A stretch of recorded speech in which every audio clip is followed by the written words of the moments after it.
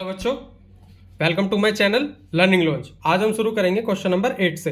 Question number 8 में बोला गया find the sum of 51 term an A P who second and the third term 14 and 18 हमको दिया गया। देखो, हमको S51 फाइंड करना है, जिसके अंदर मेरे को A2 मेरे को दिया गया 14 और A3 मेरे को दिया गया है 18। ये मेरे को गिवन है। पहले तो मैं इन दोनों से D निकाल लेता हूँ। D कैसे निकल जाएगा? A3 माइनस A2 भी कर सकते हैं, A4 माइनस A3 भी कर सकते हैं। मतलब सेकंड में से फर्स्ट टर्म माइनस करो, 18 माइनस 14 करेंगे तो मेरा आ जाएगा 4। तो D मेरा 4 आ गया।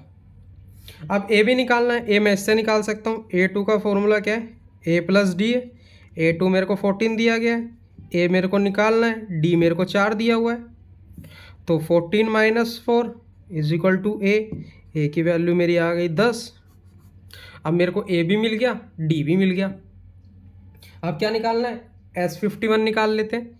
तो S51 इसका फॉर्मूला लिखते हैं n/2 2a plus n minus 1 D. ठीक है, n कितना है? 51 है, क्योंकि 51 टर्म निकालना है, अपॉन में 2। तो 2 इंटू ए कितना है? 10 दिया हुआ है, प्लस एन कितना है? 51 है, क्योंकि 51 माइनस 1। डी कितना है मेरा? 4। ये हमने लिखा। अब यहाँ लिखते हैं 51/2 ही रहेगा ये। तो यहाँ मेरा कितना हो गया? 10 दूनी 20 प्लस 51 में से एक गया 50 की 50 को 4 से मल्टीप्लाई करूँगा, आएगा 200। तो यहाँ मेरा हो गया 51/2 मल्टीप्लाई बाय 220, 220 हो गया। अब इस 220 को मैं 2 से काट सकता हूँ, तो ये आएगा 110। अब 0 तो 0 आ जाएगा। 11 के 5 में मल्टीप्लाई करते हैं तो यहाँ मेरा 1 आएगा, 5 और 1 मेरा 6 हो गया, और यहाँ मेरा आएगा 5।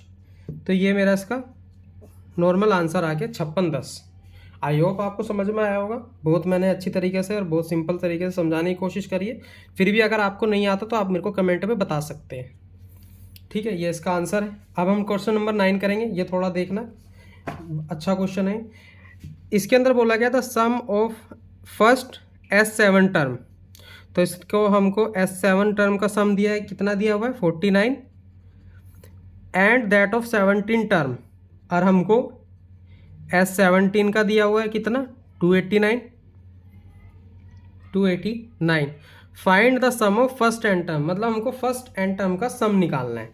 चलो वो भी निकालते हैं। अब इसके अंदर तो ना हमारे पास A है, ना N है, ना D है, तो हमारी इसके अंदर बनेगी इक्वेशन। पहले S7 का फॉर्मूला लगाते हैं।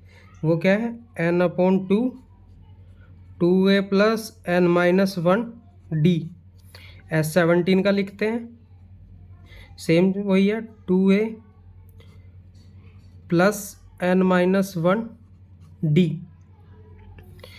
S7 कितना दिया है? 49 इज इक्वल टू n कितना है? 7/2।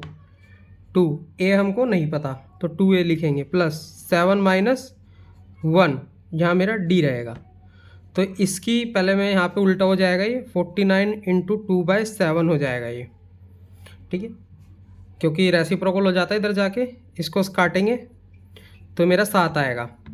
और यहाँ कितना बचा? यहाँ बचा 2a प्लस ये 7 में से गया 6, 6d। तो इसको मैं वैसे भी लिख सकता हूँ उल्टा करके। तो 2a plus 6d is equal to 7 दूनी 14। ये मेरी हो गई इक्वेशन 1। अब दूसरा करते हैं। यहाँ लिखा है 289 इज इक्वल टू 17/2, क्योंकि n मेरा 17 है, तो यहाँ 2a प्लस 17 माइनस 1 d आ जाएगा। अब इसको उल्टा करते हैं। 289 into 2 into 17 is equal to 2a plus 17 में से एक गया 16d। अब ये मेरे को पता है 289 क्या होता है? 17 का स्क्वायर होता है। ये 17 से ही कटेगा, 17 दूनी 34 हो जाएगा। तो ये बनेगा मेरा 2a plus 16d is equal to 34। ये मेरी हो गई इक्वेशन 2। जब मेरा ये इतना हो गया तो अब इसके अंदर से हम माइनस करते हैं। कैसे? 2a plus 16d is equal to 34, और यहाँ 2a plus 6d is equal to 14 है।